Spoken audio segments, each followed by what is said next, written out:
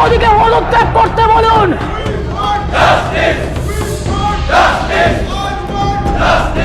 নরেন্দ্র মোদীকে পদত্যাগ করতে বলুন।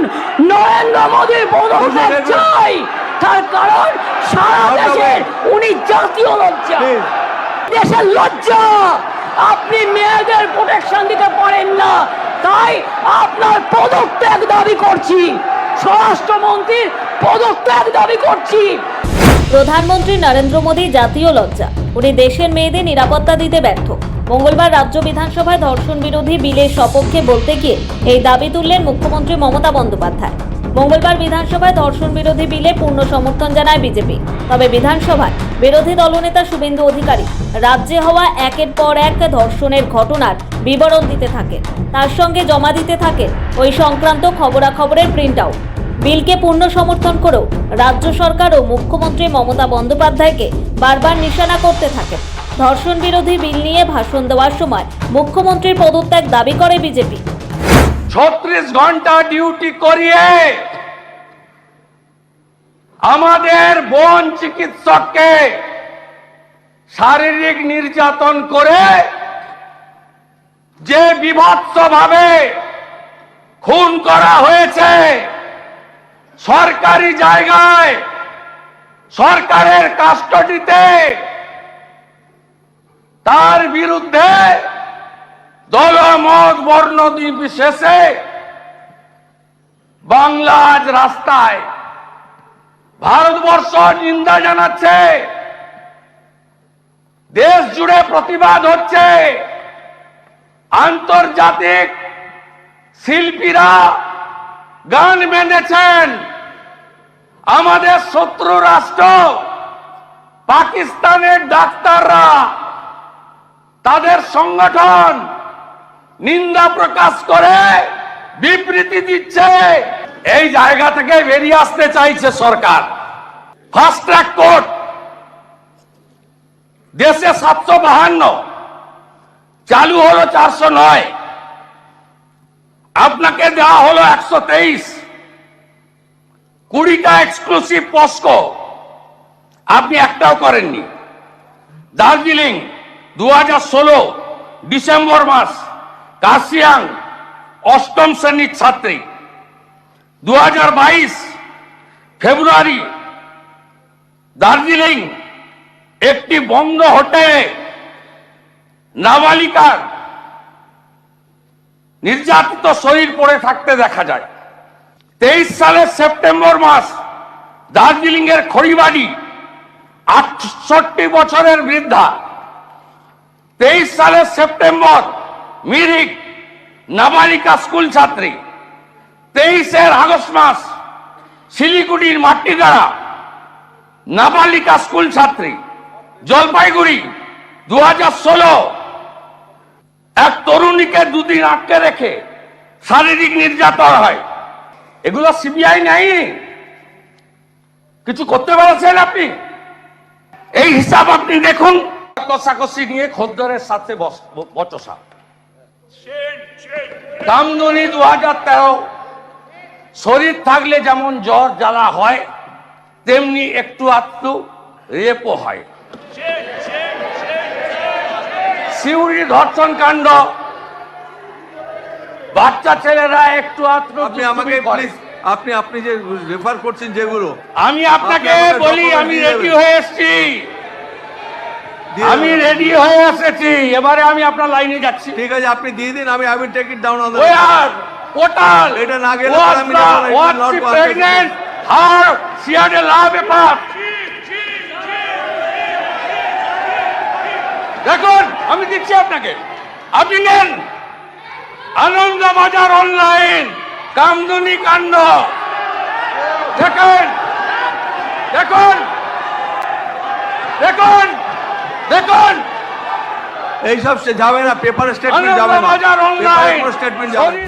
পাল্টা জবাব দেন মুখ্যমন্ত্রী মমতা বন্দ্যোপাধ্যায়। শুভেন্দুর খবরের প্রিন্ট আউট প্রসঙ্গে মমতা বলেন, খবরের কাগজ তৈরি করাও হতে পারে, ওগুলি fake news.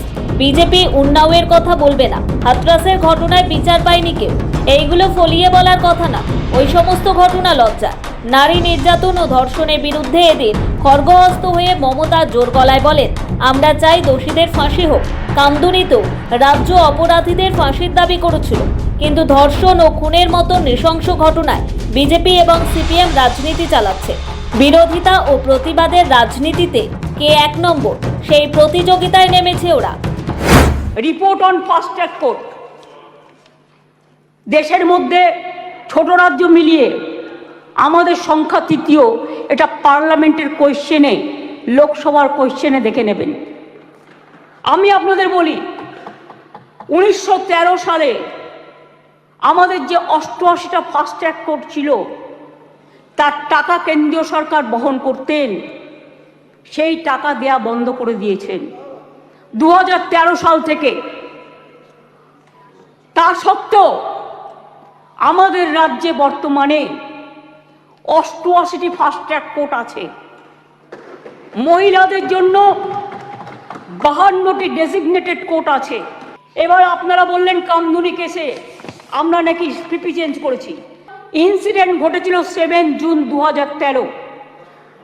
Chargesheet submitted by CID within 3 weeks 28 June 2013।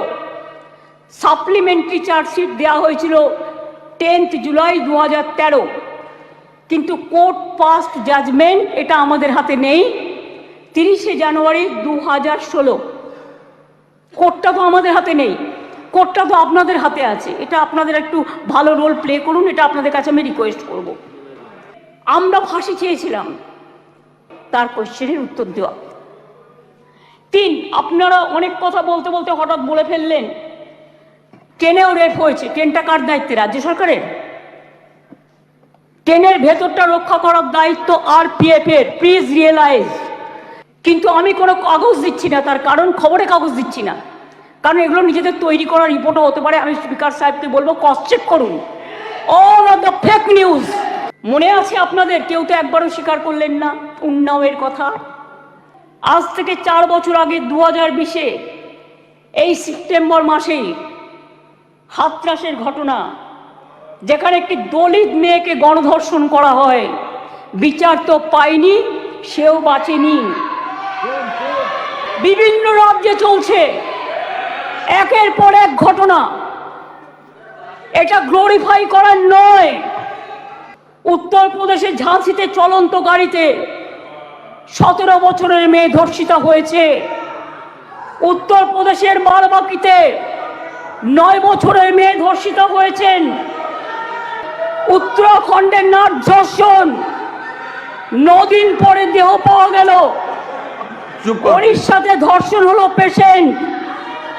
মহারাষ্ট্রের বদলাপুরে 2টো নার্সারির বাচ্চা ধর্ষণ। জাতীয় লজ্জার পর্যায়ে পড়ে গেছে।